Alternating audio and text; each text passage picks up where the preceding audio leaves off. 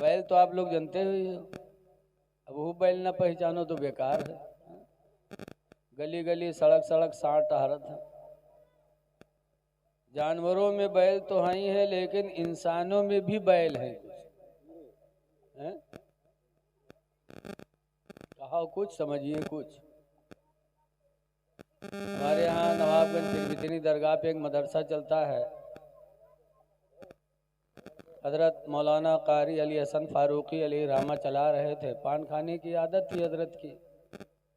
पान खाए टहल रहे थे, थूकने की हाजत पड़ी तो मदरसे के एक लड़के से कहा, जा कमरा में उगलदान रखा उठाए ला। उगलदान आप लोग जाना तो जिम्मा थुक्का जाते, गोल गोल होते। वो देहात के लड़का, अक्सर देहात के लड़का मदर समझाते हैं, पढ़े बेचारे गरीब के बच्चे। वो बेचारा गरीब का बच्चा उगलदान पहचानता ही नहीं था। तो गवा कमरा में ढूंढ के चला हुआ, कहीं हजरत तुम्हें उगलदान नहीं है। हजरत ने कहा उसी में है, जाके देख तो। फिर दोबारा गया, अब वो पहचाना था तब तो उठा लावा। देख दाख के फिर आवा के हजरत तुम्हें ना ही है उगलदान। तो हजरत गए और इशारा किया, कहा देख वो जो गोल गोल रखा है वही हो। गवा जब वो उठाए तो देखे तो कहे हजरत इमा कोनो सार थुक मारी से, हजरत इमा कोनो सार थुक्की से। तो हजरत ने कहा बैल कहीं के यहाँ उठाए ला। तो इंसानों में भी बैल होते। एक जलसा था, मौलाना साहब ने हालात के तहत अफसोस जाहिर किया कि आज नाच की महफिल होती तो कसीर तादाद में आते, नबी की महफिल में कम लोग आए। तो उन्होंने अफसोस जाहिर किया, हाय इस्लाम तेरे चाहने वाले न रहे, जिनका तू चांद था अफसोस वो हाले न रहे। हाय अफसोस इस्लाम कितना पीछे चला गया। तो इस्लाम नाम के एक आदमी पीछे बैठ रहा है, वो सुने तो कहे कि अरे का मौलाना हमका पहचाना था, कहा हो बहु उठा, वो पीछे से बीच में आके बैठ गया। अब मौलाना कहा जाने की काहे आवा उठ कर। थोड़ी देर बाद फिर मौलाना अपने अफसोस करते हुए कहा, आज मस्जिदें सुनी पड़ी हैं। हाय अफसोस इस्लाम कितना पीछे चला गया। बहु फिर उठा, बीच से आगे आके बैठ गया। मौलाना थोड़ी देर तकरीर करते करते फिर बोले, हाय अफसोस आज कुरान के पढ़ने वाले न रहे, अल्लाह और उसके रसूल की फरमा बरदारी करने वाले न रहे। हाय अफसोस इस्लाम कितना पीछे हो गया। वो बीच से उठा आगे आके बैठ गया। अब थोड़ी देर बाद फिर मौलाना बेचारे यही अफसोस जाहिर के, हाय अफसोस इस्लाम कितना पीछे हो गया। वो खड़ा होगा कहे इसका मौलाना तो मेरे खोपड़ी बैठ जाए आए के। अब पीछे रहन बीच में, बीच से आगे आए, अब हूँ कहा तो पीछे चला गया। तो हमरे तुमरे में यहाँ बहुत से बैल है, जानते नहीं है कि कहत का हम समझित का। मूसा अलैहिस्सलाम से जब मलकुल मौत ने कहा कि अल्लाह का हुक्म है बैल के पीठ पे हाथ रख दो, जितने बाल पड़ जाएंगे उतने साल की उम्र बढ़ा दी जाएगी। तब मूसा अलैहिस्सलाम फरमाते हैं उसके बाद फिर क्या होगा। कहा जब उतनी उम्र पूरी हो जाएगी तो मैं फिर आऊंगा और आपकी रूह निकालूंगा। तो मूसा अलैहिस्सलाम ने फरमाया अगर मरना ही मरना है तो जैसे कल वैसे आज रूह निकाल ले। मलकुल मौत को इजाजत मिली, मलकुल मौत ने मूसा अलैहिस्सलाम के रूह को निकाल लिया। पता चला जो वक्त मुतय्यन है उस वक्त पे हमें आपको जाना ही जाना। ये अल्लाह वालों की शान है। अच्छा बताओ हमरे आपके यहाँ मलकुल मौत पूछत हैं, बप्पा बीमार हैं, लड़कों घेरे बैठे हैं, अब्बा ये बात अब्बा वो बात, अत्ते में है बप्पा सट्ट से गायब। कहन हाय बप्पा गए गए बप्पा, किधर चले गए, खुआवा लेके चला गया, कुछ पता नहीं। लेकिन अल्लाह वालों की शान है कि मलकुल मौत भी दरवाजे पे आके इजाजत मांगते थे। जरा चुप रहो यार, आपके यहाँ तो कुछ ना कुछ बात ही होती रहती। एक और मिसाल सुनो, ये तो एक नबी की बात हो गई, अब नबी की औलाद की बात देखो। रसूलुल्लाह सल्लल्लाहु अलैहि वसल्लम की छोटी बेटी फातिमा ज़हरा, रमज़ान की 3 तारीख थी, सना हिजरी 11 थी कि मलकुल मौत फातिमा के दरवाजे पर आए। हदीस में लम्मा नज़ल अलैहा मलकुल मौत, जब मौत का फरिश्ता उनके दरवाजे पर उतरा, वक़रअल बाब, और फातिमा के दरवाजे को खटखटाया, दरवाजा खटखटाया, कहा मैं मलकुल मौत हूँ, रूह निकालने आया हूँ, दरवाजा खोलो, जरा सीटी बंद कर दे भैया। तो फातिमा ज़हरा ने जवाब क्या दिया, है मौत के फरिश्ते, जिंदगी गुजर गई, किसी अजनबी इंसान ने मेरा चेहरा नहीं देखा, मैं नहीं चाहती कि आखिरी वक्त मौत का फरिश्ता मेरा चेहरा देखे। ऐ मौत का फरिश्ता तू वापस जा। हदीस में फ़क़बदल्लाहु रूहहा,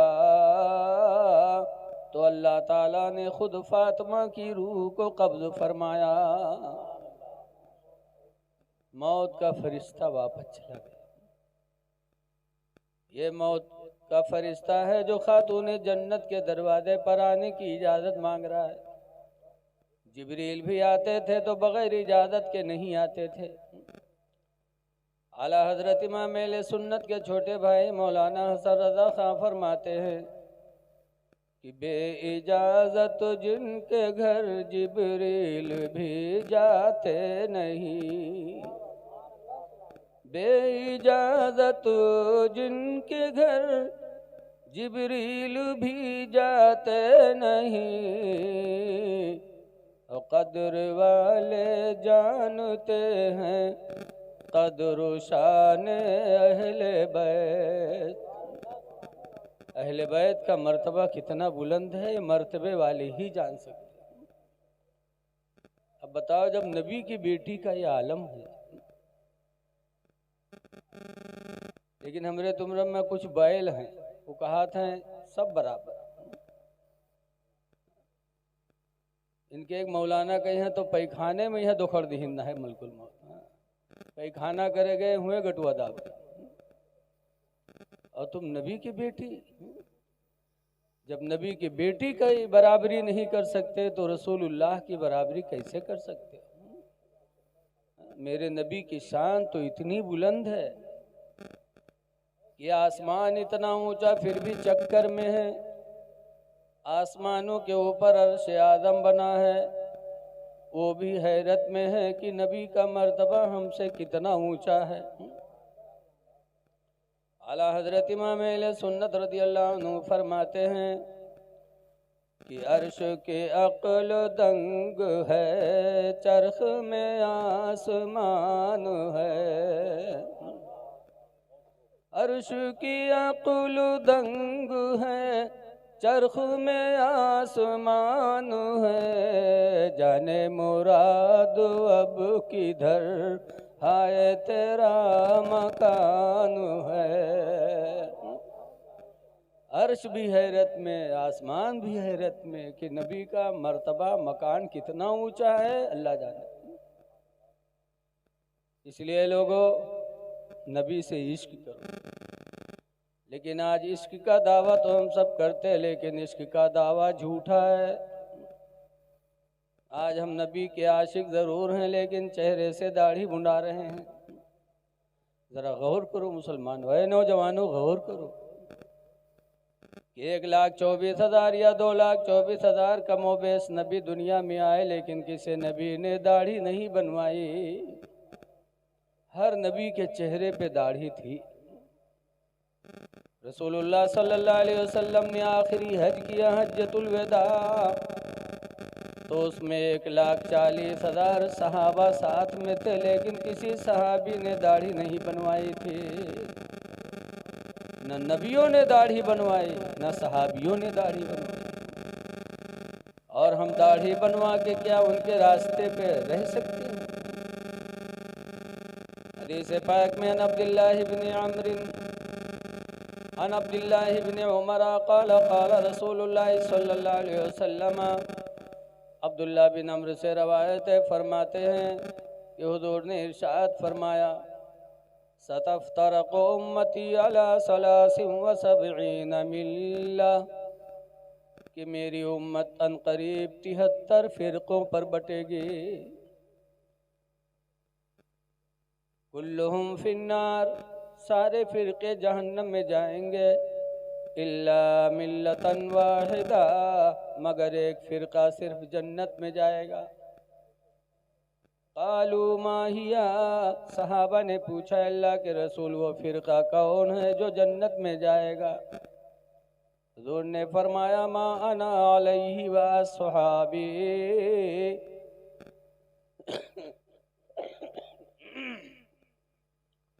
वो फिरका वही है जो मेरे और मेरे सहाबा के रास्ते पे चलेगा। मेरे और मेरे सहाबा के रास्ते पर जो चलेगा वही जन्नत में जाएगा। तो ऐ लोगों, नबियों ने दाढ़ी नहीं बनवाई, सहाबा ने दाढ़ी नहीं बनवाई। अब अगर आप बनाओगे तो बताओ उनके रास्ते से दूरी हुई कि नहीं हुई? दाढ़ी सजा लो। याद रखो, कहाँ गया वो मैक वाला? खाने दो, ठीक है। रसूलुल्लाह सल्लल्लाहु अलैहि वसल्लम की उम्मत में, हुजूर की उम्मत में तो 9 मिनट होने गड़बड़ा जी तो फिर बंदे भेजिए। जो नीम हकीम खतरे जान होते कि नहीं होते? नीम मिस्त्री खतरे हकीम, खतरे मशीन हो जाएगा। आने दो, वरना हो गायब हो सकता। सुनो, जरा दिल के गहराई से सोचो कि हुजूर की उम्मत में सबसे पहले दाढ़ी किसने बनवाई? खलीफा हसनुल उलमा हजरत अल्लामा सैयद अल्लामा अब्दुल कादिर खत्तरी अलैहि रहमा बम्बई चोर बाजार आशूरा के दिन इमाम हुसैन की शहादत के मौके पर तकरीर फरमा रहे थे। मैं मौजूद था। तो हजरत ने फरमाया कि हुजूर की उम्मत में सबसे पहले दाढ़ी किसने बनाई? यजीद जब तख्त पर बैठा, दरबार सजाया, फिर लोगों को गवाह बनाया और नई को बुलाया और लोगों से कहा, लोगों गवाह हो जाओ, सबसे पहले सुन्नत को मिटाने वाला मैं हूँ। यजीद ने सबसे पहले दाढ़ी बनाई और हम सब अल्हम्दुलिल्लाह यजीदी नहीं है, हुसैनी है। इमाम हुसैन के चेहरे पर दाढ़ी थी, उनके अब्बा शेर खुदा हजरत अली के चेहरे पे दाढ़ी थी, और ऐसी दाढ़ी थी हजरत अली शेर खुदा की। एक दिन यहूदियों की एक जमात हजरत अली से मिली और उसने हजरत अली शेर खुदा से सवाल किया, जो अगवाकार था। उसके दाढ़ी बहुत हल्की थी, अक्का दुक्का बाल था, और हजरत अली की दाढ़ी पूरी घनी हुई थी। उसने पूछा, अल्लाह के शेर, तुमको तुम्हारे पैगंबर ने बाबुल इल्म कहा कि तुम इल्म के दरवाज़ा हो। अल्हम्दुलिल्लाह मेरे नबी ने कहा है मेरे बारे में। तो यहूदी ने कहा, अगर आप बाबुल इल्म हैं तो एक बात मैं पूछूंगा, उसका जवाब आपको कुरान से देना पड़ेगा। कहा बताओ। उसने कहा, ये बताइए कि आपके चेहरे पे दाढ़ी के बाल इतने उगे, इतनी घनी आपकी दाढ़ी, हमारे चेहरे पे दाढ़ी के बाल यक्का दुक्का उगे, ऐसा क्यों? कुरान से इसका जवाब दो अगर बाबुल इल्म हो तो। हजरत अली शेर खुदा ने फौरन कुरान की आयत पढ़ी, कहा हाँ सुनो, इसका बयान भी अल्लाह ने कुरान में लिखा है। अल्लाह फरमाता वल बलदु तय्यिबु यखरुजु नबातहु कसीरन बिइज़्नि रब्बिही, जो ज़मीन अच्छी होती है वो ज़मीन अपने रब के हुक्म से पौधा ज़्यादा निकाला करती है। वल्लज़ी खबूसा, और वह ज़मीन जो बेकार होती है, बंजर होती है, ला यखरुजु इल्ला नकिदा, वो पौधा नहीं निकाला करते मगर यक्का दुक्का। जैसे यहूदी ने पूछा था वैसे हजरत अली ने कुरान पढ़ के जवाब दिया। तब यहूदी ने कहा था कि अली, खुदा की कसम आज मुझे यकीन हो गया कि तुम्हारे नबी की हर बात सच्ची है। हम कलमा पढ़ते हैं ला इलाहा इल्लल्लाहु मुहम्मदुर रसूलुल्लाह सल्लल्लाहु अलैहि वसल्लम, वो यहूदी और उसकी जमात के सब लोग हजरत अली की दाढ़ी देखकर कलमा पढ़ के मुसलमान हुए। तो हम तो हजरत अली के मानने वाले हैं, इसलिए हमको ये देखना है कि हम कहीं उनके रास्ते से अलग तो नहीं जा रहे हैं। दाढ़ी इस्लाम की निशानी है। अल्लाह फरमाता वला तमूतुन्ना इल्ला वअंतुम मुस्लिमून, तुम हरगिज हरगिज न मरो मगर मुसलमान बन के मरो। दुनिया से जाओ तो मुसलमान बन के जाओ। देखने वाले देखें जनाजा तो कहें ये कोई मुसलमान आज दुनिया से जा रहा है, तो बख्शिश की दुआ कर देंगे। खुदा जाने किसकी दुआ अल्लाह कबूल कर ले, हमारी तुम्हारी मग़फ़िरत हो जाए। इसलिए हदीस पाक में बताया गया कि दाढ़ी कब्र में रोशनी का सहारा।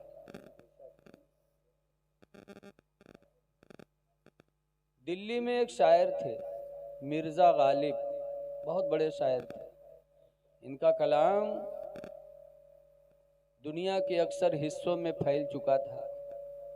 तो अफ़गानिस्तान में एक शहर है काबुल, वहाँ फ़ारसी की ज़बान बोली जाती है।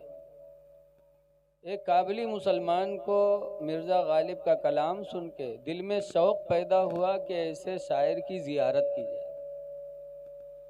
तो बेचारा काबुल से चल के हिंदुस्तान आया। काबुल से चल के हिंदुस्तान आया कि हम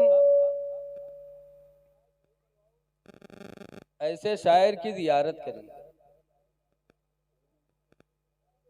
तो काबुल से चल के वो मुसलमान दिल्ली आया, और दिल्ली में जब मिर्ज़ा गालिब के दरवाजे पर पहुंचा ज़ियारत के लिए, तो देखा कि मिर्ज़ा गालिब शीशा लिए हैं और एक हाथ से दाढ़ी छील रहे हैं। वो काबुली मुसलमान तड़प उठा कि हाय अफसोस, जिसकी ज़ियारत के लिए मैं इतना लंबा सफ़र करके आया वो सुन्नते रसूलुल्लाह को मिटा रहा है। तो उस काबुली मुसलमान ने मिर्ज़ा गालिब से कहा था, अब रहने दो बेटा, बहुत अच्छा बोला, छोड़ दो, बहुत अच्छा। उस काबुली मुसलमान ने मिर्ज़ा गालिब से कहा था फारसी में, अरे आवाज़ जा रही भैया, चुप रहो भैया यार, खराब ना करो, भूखा ज़्यादा अक्तुआओ ना। अक्सर बेशतर जलसों में गया, देखा कि कई लोग टोकने लगे, बेचारा कोटी उमेठा तो मेठा ऐसे उमिट गए कि फिर जलसे खराब है। वो नहीं चाहता कि मेरा मैक अच्छा न बोले, चाहता है, लेकिन मशीन है जो है, अल्लाह का शुक्र है। काबिल मुसलमान की ज़बान फारसी थी। जब देखा कि मिर्ज़ा गालिब दाढ़ी छील रहे हैं तो उसने कहा था ताज्जुब में, जनाबे आगा मुसलमान हस्ती, जनाबे आका तुम मुसलमान हो, वह रेशमी तराशी और दाढ़ी चील रहे हो। ताज्जुब कि मुसलमान हो क्यों दाढ़ी छील रहे हो। तो मिर्जा गालिब ने कहा था,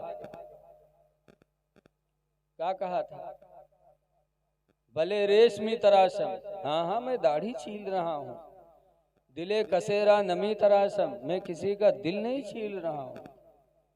जब मिर्जा गालिब ने कहा मैं दाढ़ी छील रहा हूँ, किसी का दिल नहीं छील रहा हूँ, तो काबिली मुसलमान के मुंह से एक चीख निकले, दिले रसूलुल्लाह मी तराशी, तुम रसूलुल्लाह का दिल छील रहे हो। कहे तो मैं किसी का दिल नहीं छील रहा हूँ, दाढ़ी छील रहा हूँ। दिले रसूलुल्लाह मी तराशी, तुम नबी का दिल छील रहे हो। दिले रसूलुल्लाह मी तराशी 3 मर्तबा बोली बोला और बेहोश होकर जमीन पे गिर गया। इतना सदमा उसको हुआ कि मुसलमान हो क्यों दाढ़ी छीला। जब जमीन पे गिरा बेहोश हुआ, तब मिर्जा गालिब के दिल पे असर पड़ा, पानी का छींटा दिया, वो अफगानी मुसलमान को होश आया। तब मिर्जा गालिब रोए, कहा मेरे भाई तुम आज मेरे मेहमान बन के नहीं आए, खुदा की कसम तुम मेरे लिए कोई हिदायत का फरिश्ता बन के आ गए।